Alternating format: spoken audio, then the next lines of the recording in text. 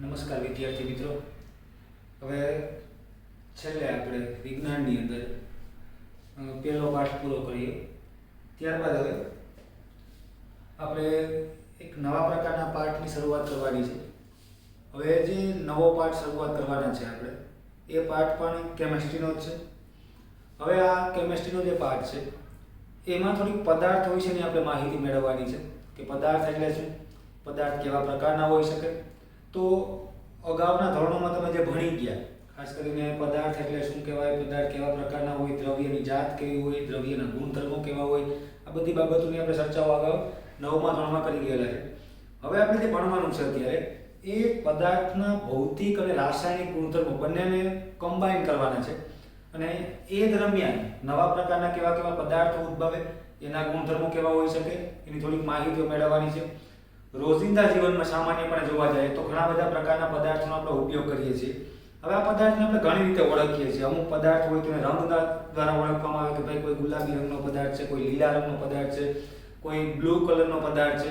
એવી રીતે અમુક પદાર્થને આપણે સ્વાદ દ્વારા ઓળખીએ છીએ. ધારો કે લીંબુ છે તો ભાઈ ખાટું હોય છે, કે એવી રીતે સફરજન હોય તો થોડુંક આપણે ખાટું અને થોડું મીઠું પણ જોવા મળે છે. અમુક પ્રકારના પદાર્થો આપણે ખારા જોવા મળે, અમુક પ્રકારના પદાર્થ આપણને તુરા પણ જોવા મળે, અમુક પ્રકારના પદાર્થ આપણે કડવા જોવા મળે. આવી રીતે પદાર્થ છે એના ભૌતિક ગુણધર્મ થયા, પરંતુ પદાર્થ છે એના રાસાયણિક ગુણધર્મ દ્વારા પણ કંઈક ઓળખી શકાય છે. તો ઘણા બધા વૈજ્ઞાનિકો આજથી ઘણા બધા વર્ષો પૂર્વે જે પદાર્થ હતા એને રાસાયણિક અને ભૌતિક એમ બંને રીતે અલગ પાડવામાં આવ્યા. હવે જે રાસાયણિક અને ભૌતિક દ્રષ્ટિએ જોવા જાય તો એ પહેલા સામાન્ય આપણે ઘરની વાત કરીએ કે રોજિંદા જીવનમાં જે પદાર્થ વપરાય છે એ કેવી રીતે આપણે ઓળખી શકીએ. તો કે ભાઈ સામાન્યપણે આપણે જો કોઈ પણ પ્રક્રિયા ન કરીએ અને જો એમને ડાયરેક્ટલી આપણે એને ઓળખવા હોય તો જેમ કે ભાઈ આપણે કોઈ પણ પદાર્થને ખાટો પદાર્થ કહીએ એટલે એનો મતલબ એવો થયો કે કંઈક એવો પદાર્થ એક સ્પેશિયલ એનો ગુણધર્મ છે કે ભાઈ તમામ પ્રકારના ખાટા પદાર્થો છે એના કંઈક ગુણધર્મો એવા છે કે જેમની વચ્ચે કંઈક સમાનતા છે. એવી રીતે કોઈ પણ પદાર્થ જે તુરા હોય તો તુરા પદાર્થની વચ્ચે પણ એક સમાનતા હોય છે. કડવા પદાર્થ હોય તો એમની વચ્ચે પણ એક સમાનતા હોય છે. ખારા પદાર્થ હોય તો એમની વચ્ચે પણ એક સમાનતા હોય છે. કે મીઠું છે ઘરમાં NaCl સોડિયમ ક્લોરાઇડ તો એ ખારું છે. એવી રીતે આપણે દરિયાનું પાણી પણ ખારું હોય છે. તો આ જે પદાર્થો છે જે કે જેમાં ભૌતિક ગુણધર્મની દ્રષ્ટિએ સ્વાદ છે, રંગ છે, એના દેખાવનો ગુણધર્મ છે, આ બધા ભૌતિક ગુણધર્મ દ્વારા પણ તમે અમુક પ્રકારના પદાર્થને ઓળખી શકો. પરંતુ ઘણી વખત એવું થાય છે કે તમે ભૌતિક પદ્ધતિ દ્વારા કોઈ પણ પદાર્થને ઓળખો એના ગુણધર્મો દ્વારા, ત્યારે તમામ પ્રકારના ગુણધર્મોને તમે ઓળખી શકતા નથી. એ પદાર્થની અંદર એનું મોલેક્યુલર સ્ટ્રક્ચર કેવું છે, એ પદાર્થ બીજા પદાર્થ સાથે કેવા પ્રકારની પ્રક્રિયા કરશે અને પ્રક્રિયા કરીને કેવા પ્રકારની નીપજ આપશે, આ બધી બાબતોની આપણે ખબર પડતી નથી. તો હવેના જે આપણે પાઠની અંદર ભણવાનું છે એમાં એ જ માહિતી મેં મેળવવાની છે કે ભાઈ કોઈ પણ પદાર્થ હોય એ જ્યારે અન્ય પદાર્થ સાથે, સ્પેસિફિક પદાર્થ સાથે જ્યારે પ્રક્રિયા કરે છે ત્યારે કયા પ્રકારનો નીપજ પ્રોડક્ટ કયા પ્રકારની આપણને આપશે, અને જે પ્રોડક્ટ મળે છે આપણને એ પ્રોડક્ટનો આપણે ક્યાં ઉપયોગ કરી શકીએ, કેવા પ્રકારના ઉપયોગો થાય છે, એના વ્યવહારિક ઉપયોગ ક્યાં છે, રાસાયણિક કેમિકલી એને ક્યાં ક્યાં ઉપયોગમાં લઈ શકાય, ઇન્ડસ્ટ્રીયલી ક્યાં ક્યાં ઉપયોગમાં લઈ શકાય, રોજિંદા જીવનમાં ક્યાં ક્યાં ઉપયોગમાં લઈ શકાય આપણને. તો આ બધી જ બાબતો જે તમે સામાન્ય રીતે આપણે બધા સામાન્ય લોકો છે જાણે છે કે ભાઈ આ પ્રકારના પદાર્થનો આવો રંગ છે, આ પદાર્થમાં આ પ્રકારના ગુણધર્મો છે, એ ભૌતિક ગુણધર્મો છે. પરંતુ આપણે સાયન્સના સ્ટુડન્ટ તરીકે તમે સામાન્યના રાસાયણિક ગુણધર્મો જે કેમિકલ નેચર એનો જે છે એ પણ તમને ખબર હોવી જોઈએ. તો આપણે જે પાઠની અંદર બેઝિકથી સ્ટાર્ટ કરશું અને એન્ડ સુધી આપણે બહુ સરસ પાઠ છે, ભણવાની મજા આવે એવો પાઠ છે અને મોસ્ટ IMP પણ છે આ પાઠ. કારણ કે જ્યાં સુધી આ પાઠનો તમને પાયો પાકો ન હોય ત્યાં સુધી તમે કેમેસ્ટ્રીની અંદર આગળ વધવું આપણા માટે મુશ્કેલ બની જાય. એટલે આપણે જે પણ અગાઉના પાઠ ભણેલા છે એ પાઠ પણ એ જ પ્રકારના હતા અને હજી પણ આપણે જે ભણવા જઈ રહ્યા છે એ પાઠ પણ એ જ પ્રકારનો છે. એટલે વ્યવસ્થિત પૂરું મગજનું કોન્સન્ટ્રેશન રાખીને આપણે આ પાઠને ભણવાની ટ્રાય કરશું. ઓકે, હવે આપણે પહેલા પાઠના નામની આપણે થોડી ચર્ચા કરી લઈએ. તો પાઠનું નામ છે 3 શબ્દો દ્વારા બન્યું છે અને ત્રણે 3 પ્રકારના શબ્દો 3 પ્રકારના પદાર્થનો ગુણધર્મ દર્શાવે છે. જેમ કે આપણે સામાન્યપણે અગાઉના ધોરણોમાં પદાર્થના ભૌતિક ગુણધર્મો તો કે એમાં ઘન પદાર્થ હોય ને વાયુ પદાર્થ હોય, પ્રવાહી પદાર્થ હોય, આ પ્રકારે ગુણધર્મો જોઈ ગયા. પરંતુ હવે આપણે જે પદાર્થની વાત કરવાની છે 3 પ્રકારે ડિવાઈડ કરીએ તો આપણે પાઠનું નામ આપણું થશે એસિડ, બેઝ અને ક્ષાર. આ 3 શબ્દો મોસ્ટ ઇમ્પોર્ટન્ટ છે આપણા માટે અને આપણે આખો પાઠ આ 3 શબ્દમાં પૂરો કરવાનો છે. એસિડ એટલે શું, બેઝ એટલે શું અને ક્ષાર એટલે શું. હવે આ એસિડ, બેઝ અને ક્ષાર સામાન્ય રીતે આપણે જાણીએ છીએ કારણ કે આપણે અગાઉના ધોરણોમાં વસ્તુ ભણેલા છે, પરંતુ બેઝિક જાણકારીઓ મેળવેલી છે આપણે કે ભાઈ એસિડ છે તો એના ભૌતિક ગુણધર્મો કેવા હોય, બેઝ હોય તો એના ભૌતિક ગુણધર્મો કેવા હોય અને ક્ષાર હોય તો એના ભૌતિક ગુણધર્મો કેવા હોય. આ બધી ચર્ચાઓ આપણે કરી ગયા, પરંતુ આપણે કેમિકલ નેચરની વાત કરીએ, આપણે એની કેમિકલ પ્રોપર્ટીઝની વાત કરીએ તો આપણે એ વસ્તુ બહુ ભણેલા છે નહીં. તો આપણે એ વસ્તુને અહીંયા ભણવાની છે કે ભાઈ એસિડ, બેઝ અને ક્ષાર આ ત્રણેય વસ્તુ છે એ પરસ્પર જ્યારે એની પ્રક્રિયાઓ થાય ત્યારે કયા પ્રકારની આપણને નિપજ આપે, એ જે નિપજ આપણને મળે એ નિપજનો ક્યાં ઉપયોગ થાય છે, કેવા પ્રકારનો એનો પોતાનો ગુણધર્મ હશે. ધારો કે હું કહું કે એસિડ અને બેઝ વચ્ચે પ્રક્રિયા થાય તો નિપજ હશે એનો ગુણધર્મ કેવા પ્રકારનો હશે. બેઝ અને ક્ષાર વચ્ચે પ્રક્રિયા થાય તો નિપજ કેવી મળતી હશે, એસિડ અને ક્ષાર વચ્ચે પ્રક્રિયા થાય તો નિપજ કેવી મળતી હશે. આ તમામ પ્રકારની પ્રક્રિયાઓને આપણે વ્યવસ્થિત ભણવાની છે, પ્રવૃત્તિઓ સાથે લેવાની છે, આપણે ઇન્ટેક્સના જે ક્વેશ્ચન છે આપણે એ પણ સમજવાના છે. એટલે વ્યવસ્થિત નિરાંતે આપણે પાઠને આગળ વધારવાનો છે. ઓકે, તો થોડીક આપણે એની શરૂઆત કરીએ પાઠની. તો પહેલી વાત આવે છે કે ભાઈ એસિડ અને બેઝ, ક્ષાર તો પછીની વાત છે. પહેલા તો આ મૂળભૂત મુદ્દા બે આવે છે કે ભાઈ એસિડ અને બેઝ આ ખરેખર કેવી રીતે ઓળખવામાં આવ્યા હતા. તો સામાન્ય પણ આજથી 300-400 વર્ષ પહેલાની વાત કરીએ તો રોબર્ટ બોયલ નામના વૈજ્ઞાનિકે એ વ્યક્તિએ પહેલી વખત એસિડ અને બેઝના ભૌતિક ગુણધર્મો આપેલા, રાસાયણિક નહીં ભૌતિક ગુણધર્મો આપેલા કે ભાઈ આની ફિઝિકલ પ્રોપર્ટીઝ કેવી છે, આ પ્રકારના પદાર્થ ભૌતિક રીતે કેવા હોય છે. તો આપણે જોઈએ જરા કે ક્લાસિફિકેશન કરીએ એનું આપણે. તો એસિડ અને બેઝ આ બે પ્રકારના પદાર્થ, એમાં પહેલો ગુણધર્મ બંનેને આપણે વિરોધાભાસ છે એટલે થોડુંક જોતા જાય ઓપોઝિટમાં.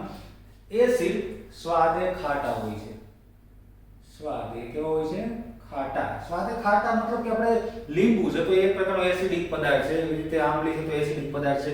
આમ તો સફરજનમાં પણ એસિડ હોય છે કારણ કે મેલિક એસિડ નામનો પદાર્થ હોય અને ઘણા બધા એવા પદાર્થ છે. હવે એમાં એક વસ્તુ તમને ચોખવટ કરી દઉં કે તમામ પ્રકારના સ્વાદે ખાટા પદાર્થથી મોટાભાગે એ તો એસિડ છે, પરંતુ એનો મતલબ એવો નહીં કે જે ખાટા નથી એની અંદર એસિડ ન હોય.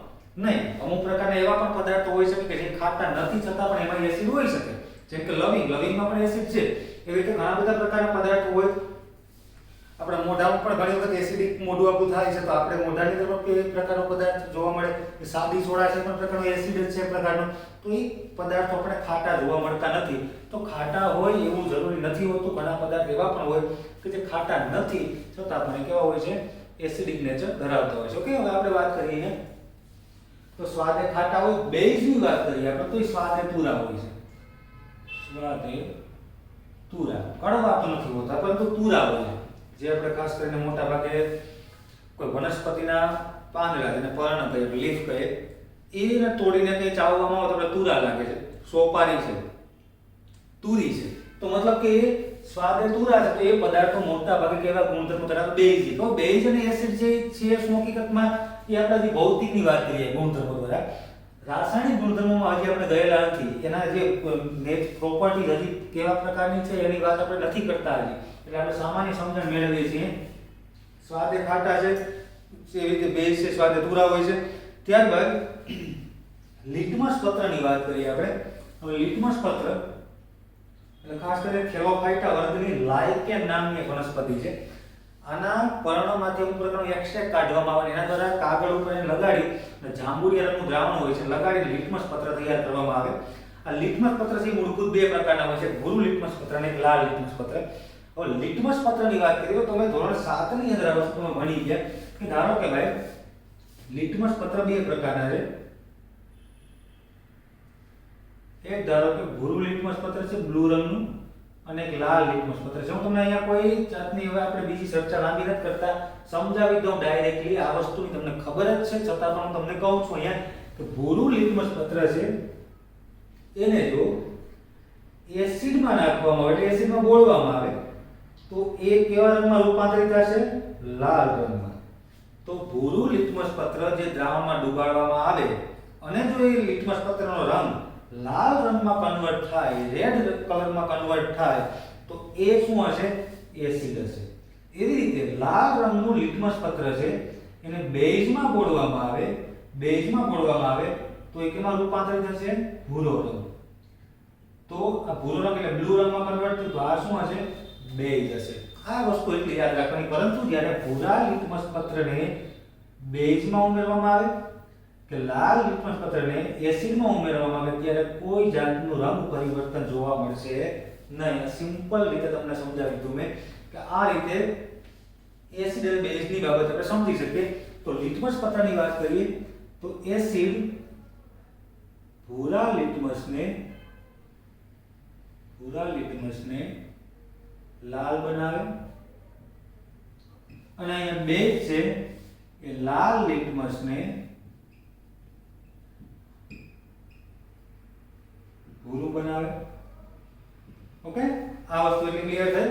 ત્યારબાદની વાત કરીએ આપણે તો કે એસિડ છે એની જ્યારે બેઝ સાથે પ્રક્રિયા થાય ત્યારે ક્ષાર અને પાણી ઉદ્ભવે છે. એસિડની બેઝ સાથે પ્રક્રિયા થાય ત્યારે શું ઉદ્ભવે છે? પાણી, એટલે ક્ષાર અને પાણી. તો અહીંયા એ પણ વાત કરી દઉં કે એસિડની બેઝ સાથે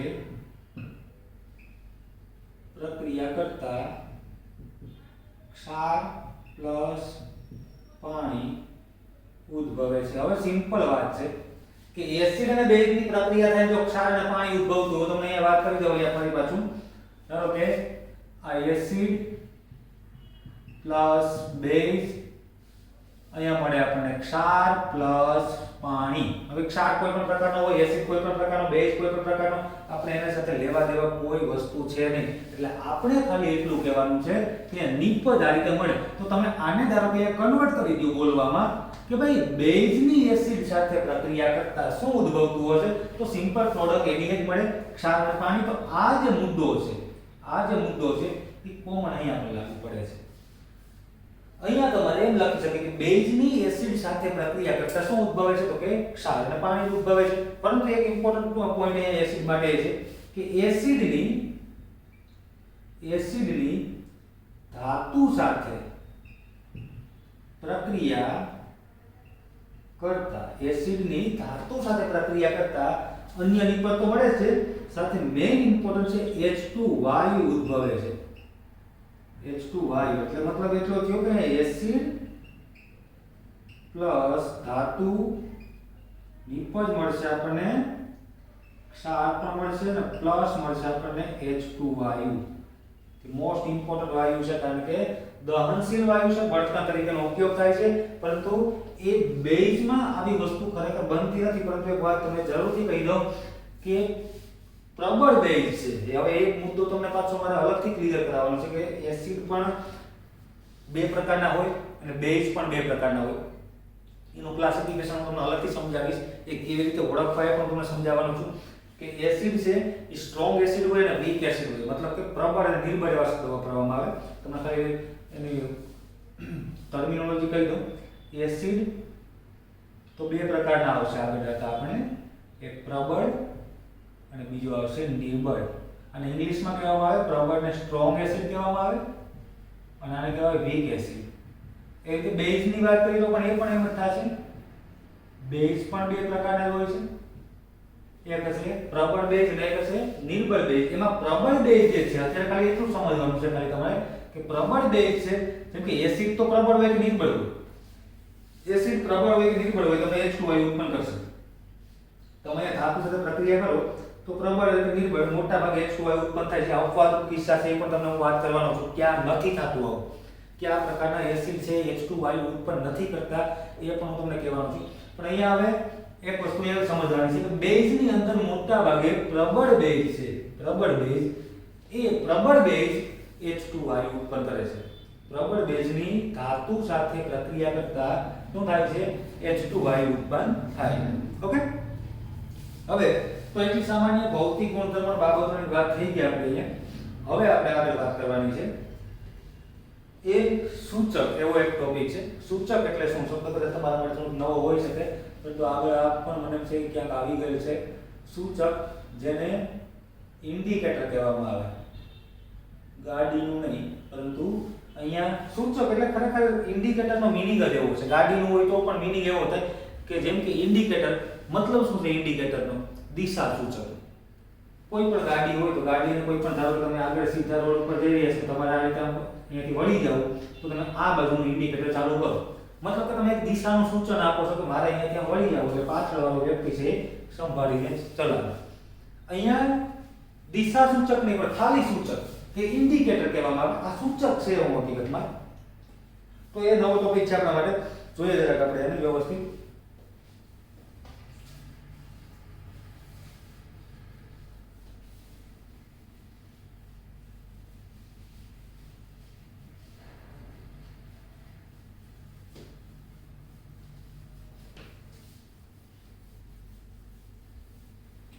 ઓકે, સૂચક એટલે શું?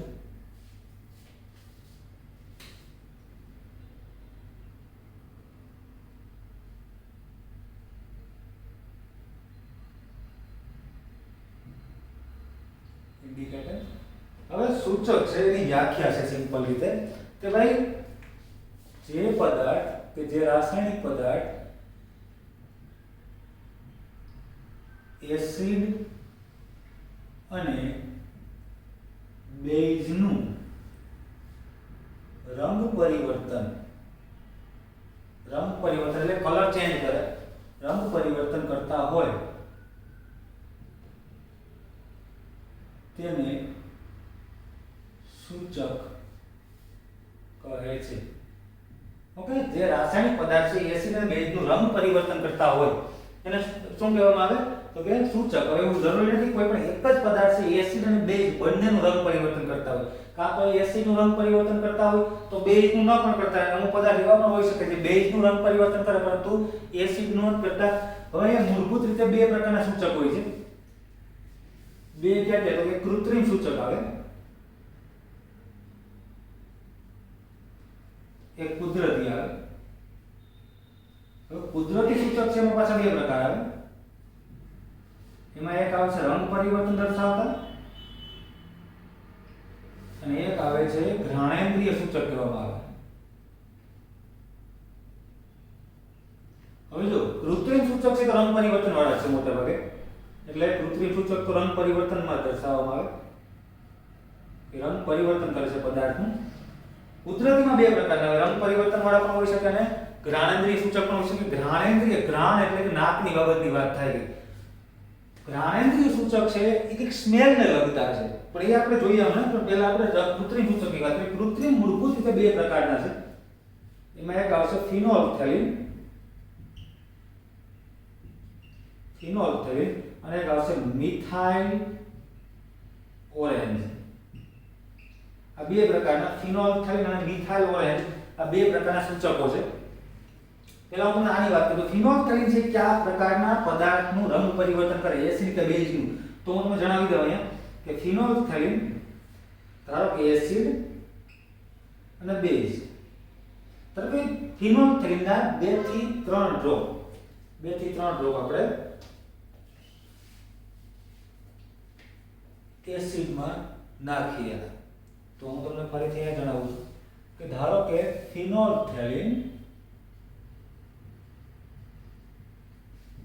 કદાચ તમને ન દેખાતું હોય તો એસિડ અને બેઝ આવા બે પ્રકારના પદાર્થ મારી પાસે છે. હું બીકર લઈ લઉં અહીંયા, બે મારી પાસે એસિડ અને બેઝ બંને છે. ઓકે, તો મારે 2 થી 3 ડ્રોપ એમાં શું નાખવાનું છે? બંનેમાં ફિનોલ્ફથેલિન જે રંગવિહીન છે, મૂળભૂત રીતે રંગવિહીન છે. પણ જેવો એસિડમાં પડશે એટલે કોઈ જાતનો રંગ બદલશે નહીં. જેવો એસિડ હતો એવો જ રહેવાનો, કંઈ ફેરફાર નથી. મતલબ કે આની સાથે ફિનોલ્ફથેલિનના રંગ પરિવર્તનને કંઈ લાગતું વળગતું નથી.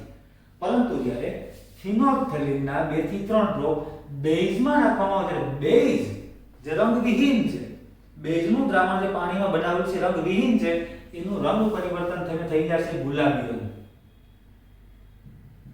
એ કેવો રંગ બની જશે? એનો ગુલાબી રંગ બનશે. તો મતલબ એવો છે કે ફિનોલ્ફથેલિન છે એ એસિડમાં કોઈ રંગ પરિવર્તન દર્શાવતો નથી, પરંતુ બેઝની અંદર કેવો રંગ આપે છે?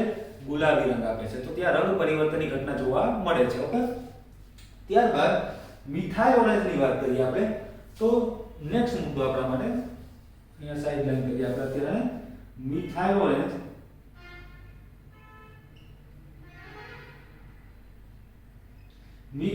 પણ આપણે બે રીતે લઈએ. એક એસિડ અને બેઝ, બે બીકર છે મારી પાસે, બંનેની અંદર એકમાં એસિડ એકમાં બેઝ રાખેલો છે મેં. 2 થી 3 ડ્રોપ બે બંનેમાં હું મિથાઇલ ઓરેન્જ ના નાખું, એક એસિડમાં નાખું એક બેઝમાં નાખું. તો 2 થી 3 ડ્રોપ મેં એસિડમાં નાખ્યા, 2 થી 3 ડ્રોપ મેં બેઝમાં નાખ્યા. તો એસિડની અંદર મિથાઇલ ઓરેન્જ, એસિડ જે રંગવિહીન છે, બેઝ પણ રંગવિહીન છે, બંને રંગવિહીન છે, પરંતુ જે રંગવિહીન પદાર્થો છે એમાં પણ મિથાઇલ ઓરેન્જ છે એ લાલ રંગ આપશે. પરંતુ ખરેખર એક્ઝેક્ટલી લાલ રંગ નથી આ. ખરેખર લાલ રંગ નહીં, પણ આને કહેવામાં આવે વાઇન રેડ કલર કહેવામાં આવે. Wine red. હવે આ વિષય આપણો નથી આપતો વાઇન રેડ, પણ વાઇન કે જે એક દારૂનો પ્રકાર છે ખાસ કરીને, એની અંદર જે વાઇનનો કલર હોય છે રેડ કલરની, એના જેવો રંગ છે તમને એસિડનો જોવા મળે છે. ઓકે, એવી રીતે બેઝની વાત કરીએ તો બેઝની અંદર મિથાઇલ ઓરેન્જ, તમને એવું લાગતું હશે કદાચ કે અહીંયા એસિડમાં ફિનોલ થઈને રંગ નથી આપ્યો એટલે અહીંયા બેઝમાં મિથાઇલ ઓરેન્જ નહીં આપે, પરંતુ એવું નથી. મિથાઇલ ઓરેન્જ બંનેમાં રંગ આપશે, એકમાં લાલ રંગ કે વાઇન રેડ કલર આપ્યો, બીજામાં તમને આપશે પીળો રંગ. પીળો રંગ મતલબ કે મિથાઇલ ઓરેન્જ છે બંનેમાં રંગ આપશે, એસિડ અને બેઝમાં બંનેમાં. તમે એસિડ અને બેઝની તમારે જો ઓળખ કરવી હોય અને તો તમે એકમાં ધારો કોઈ બીકર હોય એમાં તમે ધારો કે મિથાઇલ ઓરેન્જના 2 થી 3 ડ્રોપ નાખશો, અને જો એ દ્રાવણ છે, એ દ્રાવણનો રંગ છે એ ધારો કે red colour, wine red colour બની જાય, તો એ કે શું હશે? તો કે એ એસિડ હશે. પરંતુ જો પીળા રંગનું દ્રાવણ બને તો એ બેઝ હશે. એવી રીતે ફિનોલ્ફથેલિનની વાત કરીએ આપણે, તો ફિનોલ્ફથેલિનની અંદર ધારો કે તમારી પાસે કોઈ બીકર છે, એની અંદર તમે 2 થી 3 ડ્રોપ ફિનોલ્ફથેલિનના એડ કરો. જો કોઈ જાતનું રંગ પરિવર્તન જોવા ન મળે તો એ એસિડ છે, અને જો ગુલાબી રંગ કન્વર્ટ થાય તો એ શું હશે? બેઝ હશે. તો આ સામાન્ય વાત થઈ ગઈ આપણી રંગ પરિવર્તન બાબતની જે સૂચકોની. એવી રીતે રંગ પરિવર્તનની બાબતમાં હાઇડ્રાન્જિયા, જે વનસ્પતિનું નામ છે, પેટુનિયા છે, આ પ્રકારની વનસ્પતિના પર્ણ લાલ કોબીજ છે, જે જાસૂદ પત્ર છે, આવા પ્રકારના પર્ણો રંગ પરિવર્તન દર્શાવે છે. ખાસ કરીને હું તમને વાત કરી દઉં. હવે જોઈએ અહીંયા આ વાત આપણી પૂરી થઈ. અહીંયા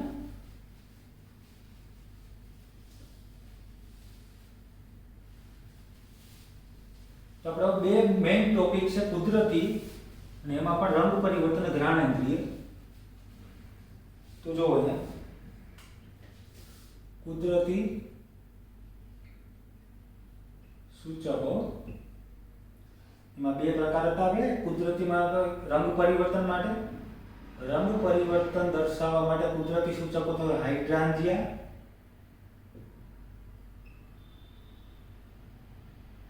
પેટુનિયા, જીરાનિયમ, રીતે લાલ કોબીજ, જાસૂદ પત્ર, આ વગેરે પ્રકારના વનસ્પતિના પર્ણો છે અથવા એને એક્સ્ટ્રેક્ટ છે, જે ખાસ કરીને પર્ણમાંથી કોઈ રસ નીકળે છે, એના દ્વારા પણ સૂચકો બની શકે છે. તો અલગ અલગ પ્રકારના સૂચકોનો ઉપયોગ થતો છે. જૂના જમાનાની વાત છે એટલી બધી અત્યારે આપણો ઉપયોગ નથી થતો, કારણ કે આપણે અત્યારે કૃત્રિમ સૂચકોનો વધુ ઉપયોગ કરીએ, આર્ટિફિશિયલ જે ઇન્ડિકેટર છે એનો વધુમાં વધુ આપણે ઉપયોગ કરીએ છીએ. તો આ પ્રકારના પર્ણ છે કે એના જેમાંથી કોઈ એક્સ્ટ્રેક્ટ અથવા ડાયરેક્ટ એનો ઉપયોગમાં લઈ શકાય. એવી રીતે ઘ્રાણેન્દ્રિય સૂચક, તો ઘ્રાણેન્દ્રિય સૂચકનું કાર્ય શું છે? ઘ્રાણેન્દ્રિય સૂચકમાં કોનો ઉપયોગ થાય? તો ધારો કે વેનીલા અર્ક. આ વેનીલા અર્કનો મતલબ એવો છે કે ધારો કે તો સામાન્ય આઈસ્ક્રીમ તો બધાએ ખાધેલી છે, આઈસ્ક્રીમમાં વેનીલા ફ્લેવર મોસ્ટ બધા માટે લગભગ પ્રિફરેબલ હોય અને વધારે પડતી ભાવતી વસ્તુ છે. વેનીલા અર્ક એટલે કે વેનીલા એસન્સ છે પ્રકારનો, એ પ્રકારનો તમને સ્મેલ, સ્વાદ આપે છે. તો એ પ્રકારના એસન્સની વાત છે. એ પ્રકારનો એ પણ ઉપયોગમાં લઈ શકાય સૂચક તરીકે. બીજા નંબર ઉપર ડુંગળી, કેવી રીતે ઉપયોગમાં લેવો એમાં તમને વાત કરું. ડુંગળી છે. તે ત્રીજા નંબર ઉપર છે લવિંગનું તેલ. આ ત્રણેય પ્રકારના પદાર્થ છે ઘ્રાણેન્દ્રિય સૂચક છે. હવે આનો ઉપયોગ કેવી રીતે કરવો? ત્રણેય સિમ્પલ વેથી ત્રણેય એક જ પ્રકારની ટેસ્ટ તમને આપે છે. તમે કોઈ પણ આમાંથી ઉપયોગ કરી શકો. હવે વેનીલા અર્ક ધારો હું વાત કરું, એક કાપડનો ટુકડો છે, એટલે આપણે 3 ટુકડા લઈએ અલગ અલગ.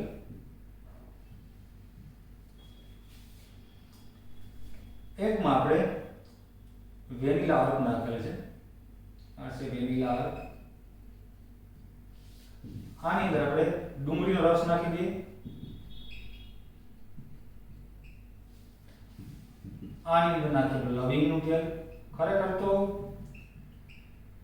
ડુંગળી વાળો જે પ્રયોગ છે સામાન્ય એ રીતે કરવાનો છે. તમારે ડુંગળી લેવાની, સમારેલી તાજી ડુંગળી, એને તમારે કાપડના ટુકડામાં વીંટી દેવાની, પછી એને કાપડના ટુકડાને પેક કરી અને પછી એને કોથળીમાં એક જબલું કે કોઈ પણ હોય તમારી પાસે પ્લાસ્ટિકની થેલીમાં નાખી દેવાની, ફરી એને પેક કરી દેવાની, પછી એને આખી રાત ફ્રીજમાં મૂકી દેવાની. કારણ કે એટલું બધું પેકિંગ કરવાનું કારણ એ છે કે તમારા ફ્રીજની અંદર એની સ્મેલ ન આવે. એટલે હવે સવારે તમારે એ વસ્તુને કાઢી લેવાની છે અને તમે જે કાપડનો ટુકડો છે, કાપડના ટુકડા તમારે રાખી લેવાનો છે. પછી તમારે એમાં બે પ્રકારના પદાર્થ નાખવાના છે, એસિડ અને બેઝ વારાફરતી. પણ થોડું બે ટુકડા તમે અલગ અલગ લઈ શકો અને બંને ટુકડામાં એકમાં એસિડ નાખો, એકમાં બેઝ નાખો.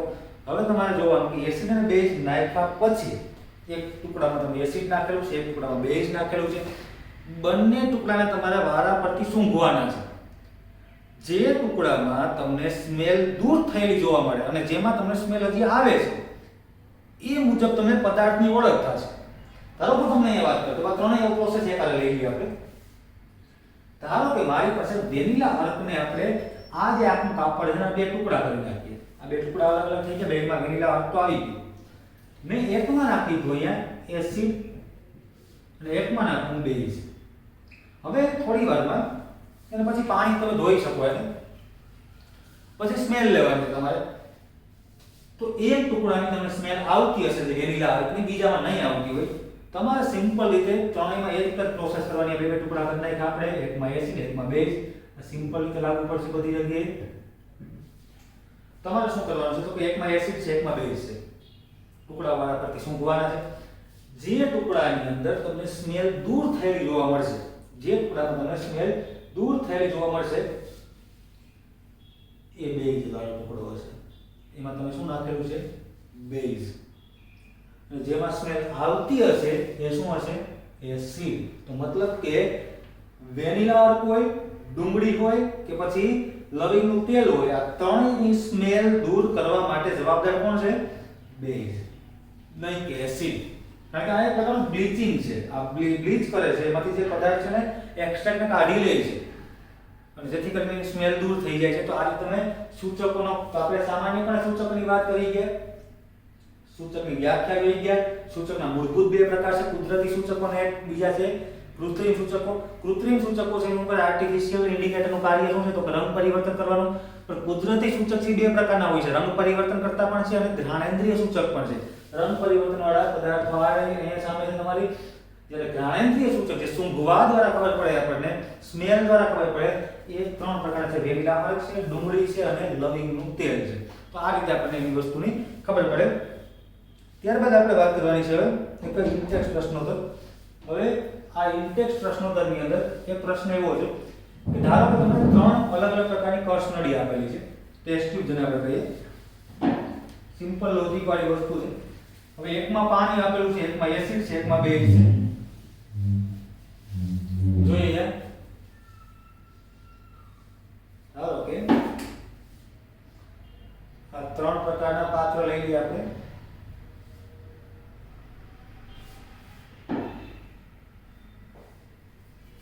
હવે મેં બીકર લીધેલા છે, ટેસ્ટ ટ્યુબ કે આ તો કોઈ પણ અહીંયા આપણે વાત કરી શકીએ. આપણે પ્રયોગની ઇમ્પોર્ટન્ટ વસ્તુ છે. ત્રણેયને આપણે નામ આપી દઈએ, A, B અને C. આ ત્રણ બીકર છે. ત્રણેયમાં અલગ અલગ પ્રકારના પદાર્થ છે. ત્રણેય રંગવિહીન છે. ત્રણેય રંગવિહીન. ઓકે, પરંતુ એ સિમ્પલ છે કે એકમાં એસિડ છે, એકમાં બેઝ છે, એકમાં ક્ષાર, સોરી પાણી છે. એકમાં પાણી છે, એકમાં એસિડ છે, એકમાં બેઝ છે. ખબર એ નથી કે કઈ ટેસ્ટ ટ્યુબમાં કયા પ્રકારનો પદાર્થ છે. એવું જરૂરી નથી કે પેલી એ જે કસનળી છે કે એ પાત્ર છે કે એ બીકર છે એમાં પાણી છે, ના એવું નથી. આ ડાઉટ કોઈ પણ હોય છે. ઓળખવા કેવી રીતે? ત્રણેય રંગવિહીન છે, ત્રણેય કોઈ પ્રકારની સ્મેલ નથી આપતા, તો ખબર કેમ પડે? તો તમને એક વસ્તુ આપેલી છે. હવે એ વસ્તુને તમને એક લિટમસ પત્ર આપેલું છે. લિટમસ પત્ર. આ લિટમસ પત્ર કેવા રંગનું છે તો લાલ રંગનું. એક જ લિટમસ પત્ર તમને આપેલું છે, લાલ રંગનું લિટમસ પત્ર. હવે તમે શું કરશો? પહેલા તો કે સિમ્પલ રીતે આપણે આ લાલ રંગનું લિટમસ પત્ર છે એટલે ત્રણેય ટેસ્ટ ટ્યુબમાં સોરી આ બીકર છે એમાં વાળા પરથી આપણે બોળીએ અથવા ડ્રોપ નાખીએ આપણે એક પાણીનો ડ્રોપ લઈ લેવાનો આપણે મૂકો એટલે અહીંયા આના પર પાણીનો ડ્રોપ તો તમને કોઈ પ્રકારનો રંગ પરિવર્તન જોવા નહીં મળે તો ધારો કે તમે એમ કહી શકો કે એ ડ્રોપ એ નો ડ્રોપ અહીંયા નાખેલું તમે કોઈ પ્રકારનું રંગ પરિવર્તન તમને જોવા મળ્યું નહીં સિમ્પલ રીતે સમજો ખાલી ત્રણ બીકર છે A B C રંગ વિહીન છે કોઈ પણ એકમાં એસિડ છે કોઈ પણ એકમાં બેઝ છે કોઈ પણ એકમાં પાણી છે મેં ધારો કે એક કસ નળી કે એ પાત્ર છે જે એનું એક ડ્રોપ લાલ લિટમસ પત્ર પર મૂક્યું મને કોઈ જાતનો રંગ પરિવર્તન જોવા ન મળ્યું તો રંગ પરિવર્તન જો લાલ લિટમસ પત્ર છે લાલ લિટમસ એ તમને ખબર છે કે જ્યારે ભૂરું બને લાલ લિટમસ પત્ર ભૂરું બને ત્યારે શું હોઈ શકે એમાં બેઝ શું હોય બેઝ પરંતુ જ્યારે સામાન્યપણે આપણે વાત છે કે લાલ લિટમસ પત્ર જો એમાં કોઈ ડ્રોપ નાખવામાં આવે લિટમસ પત્રમાં ડ્રોપ નાખવામાં આવે જો કોઈ જાતનું રંગ પરિવર્તન ન થાય તો શક્યતા બે છે ને કાં તો પાણી પણ હોઈ શકે કાં તો એસિડ પણ હોઈ શકે એટલે એ ટેસ્ટ ટ્યુબ છે કાં તો પાણી પણ હોય કાં તો એસિડ પણ હોય ઓકે હવે બી ટેસ્ટ ટ્યુબ છે આ બી ટેસ્ટ ટ્યુબને આપણે ડ્રોપ અહીંયા મૂકી આપણે તો પણ મને કઈ રંગ પરિવર્તન જોવા ન મળ્યું તો આમાં પણ કાં તો પાણી છે કાં તો એસિડ છે એટલે આ બેઝ તો નથી તો બેઝ કોણ થઈ ગયું સી તો ધારો કે આનું ડ્રોપ અહીંયા મૂકવા જાઉં હું હવે અને મને આ લાલ લિટમસ પત્ર છે એ ભૂરા રંગનું જોવા મળે નો કન્વર્ટ થાય કલર તો આ શું છે બેઝ તો એ સી ટેસ્ટ ટ્યુબ જો તમારા ઇન્ટેક્સ ની અંદર કદાચ આ ટેસ્ટ ટ્યુબ ની આડાવડી આપેલી હશે એસિડ બેઝ પાણી ગમે છે પણ હું તમને ખાલી એટલું સમજાવવા માંગુ કે તમે ઓળખશો કેવી રીતે આને તો સી ટેસ્ટ ટ્યુબ છે તમારી પાસે જે કસ નળી કે પાત્ર એમાં શું છે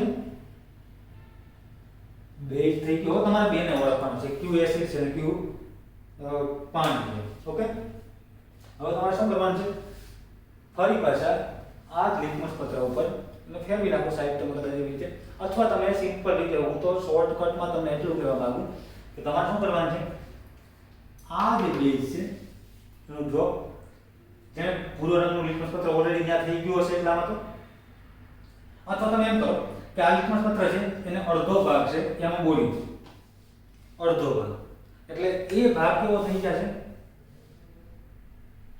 ધારો હું તમને વાત કરી દઉં અહીંયા સિમ્પલ રીતે સમજવાનું છે આ લિટમસ પત્ર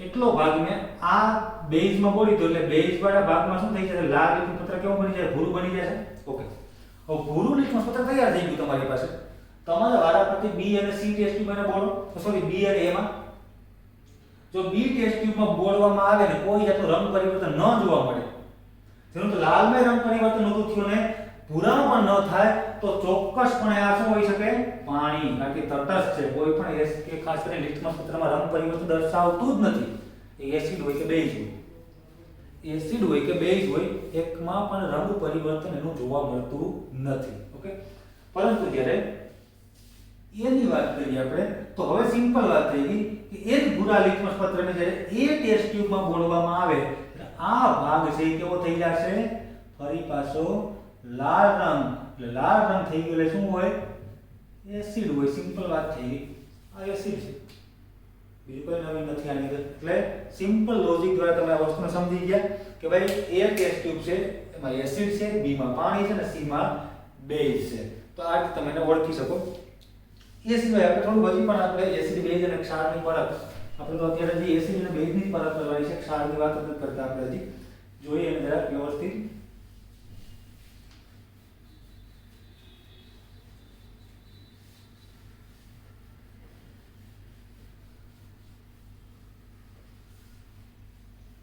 તો અલગ અલગ પ્રકારના એસિડ લઈ લઈએ અલગ અલગ પ્રકારના બેઝ પણ લઈએ સાથે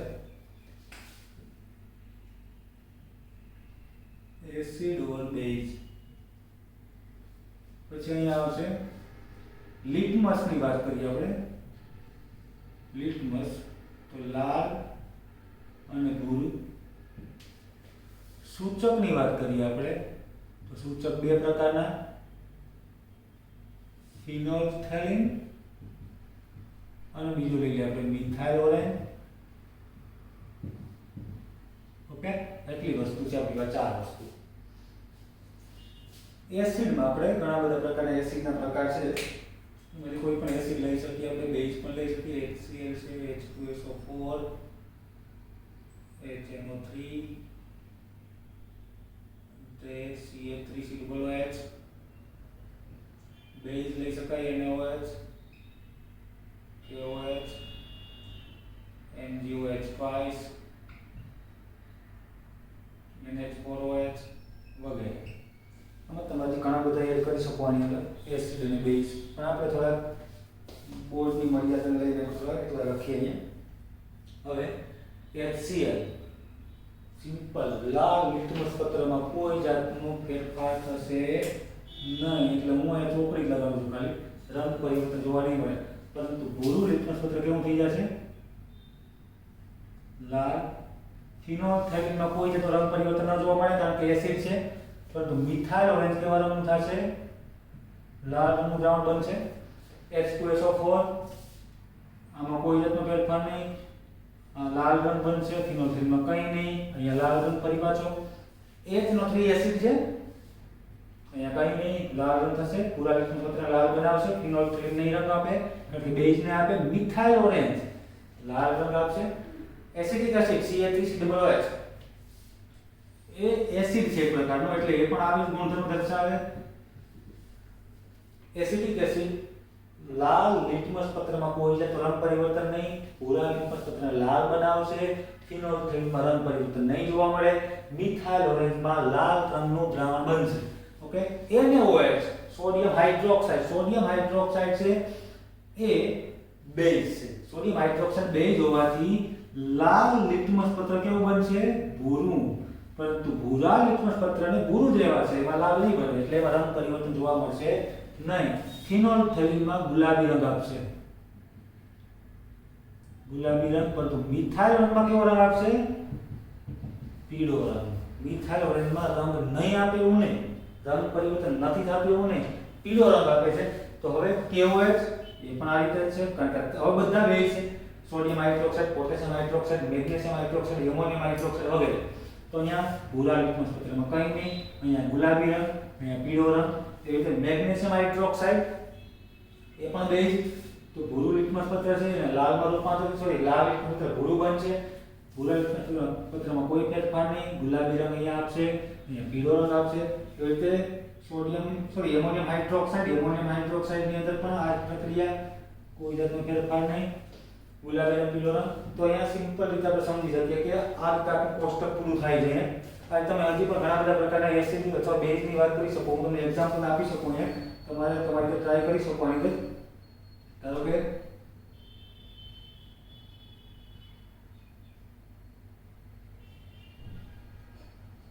તમારે તમારી રીતે પ્રેક્ટિસ કરવાની છે.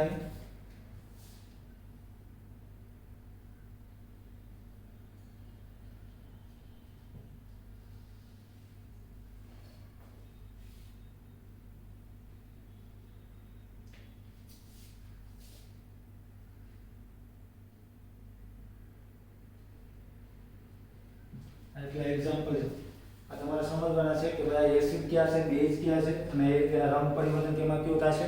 તમારે તમારી રીતે તૈયાર કરજો. એટલે એક્ઝામ્પલ મેં આપેલા છે તમને. ઓકે, તો અહીંયા 3 મુદ્દા આપણે કમ્પ્લીટ કરી ગયા અત્યાર સુધીમાં. એમાં એક તો એસિડ અને બેઝના ભૌતિક ગુણધર્મો જોઈ ગયા આપણે, સૂચક એટલે શું એની વાત કરી ગયા, અને ત્યાર પછી આપણે વાત કરી કે એસિડ અને બેઝને કેવી રીતે ઓળખી શકાય અને કયા પ્રકારના રંગ પરિવર્તન એમાં જોવા મળે છે. હવે પછી આપણો નેક્સ્ટ મુદ્દો હશે એ એસિડના રાસાયણિક ગુણધર્મોથી સ્ટાર્ટ કરશું આપણે, અને જોશું વ્યવસ્થિત એને કે ભાઈ કેવા કેવા પ્રકારની પ્રક્રિયાઓ એમાં જોવા મળે છે. તો આપણે અહીંયા સુધી આજે રાખીએ છીએ. નેક્સ્ટ ટાઈમ આપણે નવા મુદ્દાથી સ્ટાર્ટ કરશું. Thank you.